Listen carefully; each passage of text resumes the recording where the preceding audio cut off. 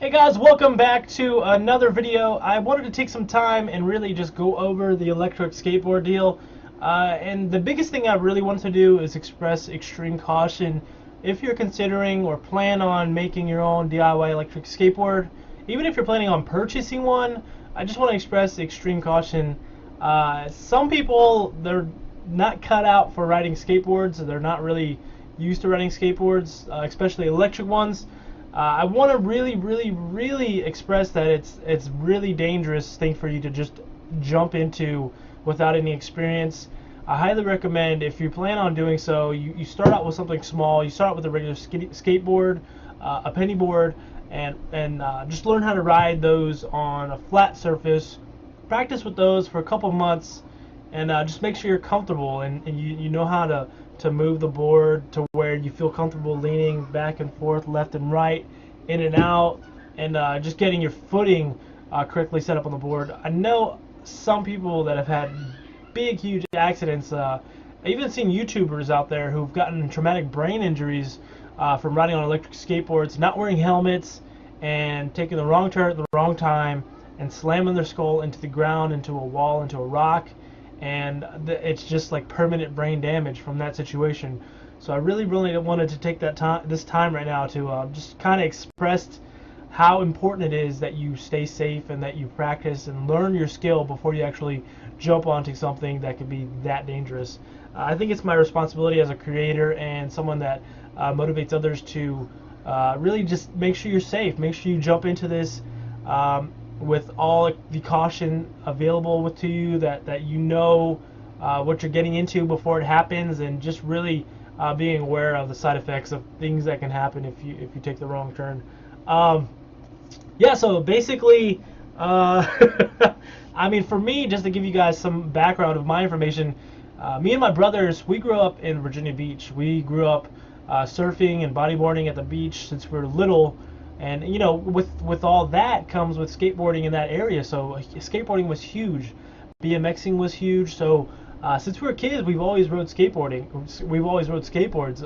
I've never been great at it though. It's not something that I was really good at. Those guys, they're like expert skateboarders. It's actually something I'll be working on in the future. I wanted to create a movie with those guys, all 5 of my brothers, create a movie with those guys skateboarding, but that's something down the road. But yeah, as we grew up, we learned how to skateboard. We know how to ride skateboards like the back of our hands. It's like riding a bike. We know how to do it without issue. But I want to explain to you how dangerous these longboards are. These longboards, they're way different. Okay, when you first jump on a longboard, the length of it is different. The speed of these things are incredibly different.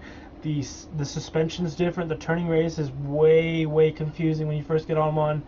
And even when I first got my longboard, I bought it for $5 at Goodwill. I was just like, yeah, I'll take this thing downhill, no problem. I've done it with my skateboard 100 times. But what I didn't realize was how incredibly fast these are and how hard it is to stop these things if you don't have the proper gear. So I'm riding down this hill, and this hill's in my neighborhood. You guys have seen this 100 times. And when you're walking down it, it's not that bad. When you're riding a bike down, it's not that bad. But when you're on a longboard, that hill, it gets incredibly fast, and there's really just like no way for you to stop. So I took that hill, I rode it all the way down, and I'm like going like maybe 20 miles per hour, maybe faster. I'm just like, dang, I'm so close to this bottom, and I didn't know how to stop this thing. And as I'm getting to the bottom of this hill, it starts to get the speed wobble. And the only thing I could think about to do at that time was just to dive off the board, to slow my momentum down. It was the only way I could do it. And luckily for me, at the end of that hill was a large patch of grass, and I was able to just dive and roll into the grass and safely get out of that without super huge scars or broken bones or anything like that. But if it wasn't for that situation, I mean, like a lot of other people, they've gotten in situations where they've gotten huge injuries from that, especially like road rash. You pretty much just burn off your skin. You hit your head on the ground.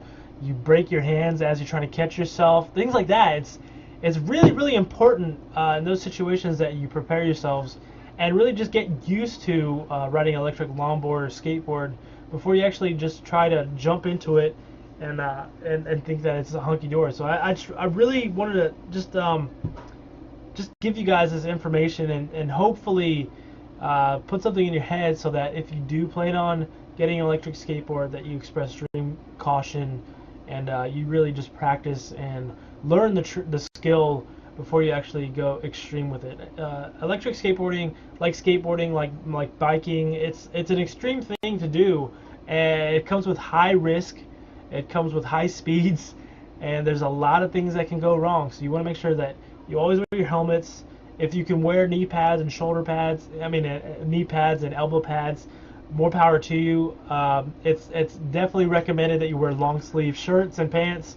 You don't want that road rash if you were to slip and fall. Even like huge people, even big YouTubers like Casey Neistat, he's fallen, he's busted his hand, he's busted things up. It's really something that you need to be very careful with. So I think it's my responsibility, like I said, just to express this. It looks easy when other people do it, but sometimes you don't really know the backstory and their experience and knowledge of how they can do things so easily, and somebody just randomly who's never ridden a skateboard or longboard before can come along, think that it's easy just because somebody else has done it, and pretty much just wreck themselves. But yeah, I'm sorry, this is kind of like a huge long rant, but I wanted to take some time just to give you guys that point of view. I wanted to just put that in your brains. If you plan on getting an electric skateboard, if you plan on going longboarding or skateboarding, make sure you wear a helmet, learn how to do it on a flat surface before you actually jump into it, and just, have fun with it, but at the same time, be careful. Once you get good, feel free to stretch your boundaries, but don't overstretch yourself, okay? I don't want anybody getting hurt.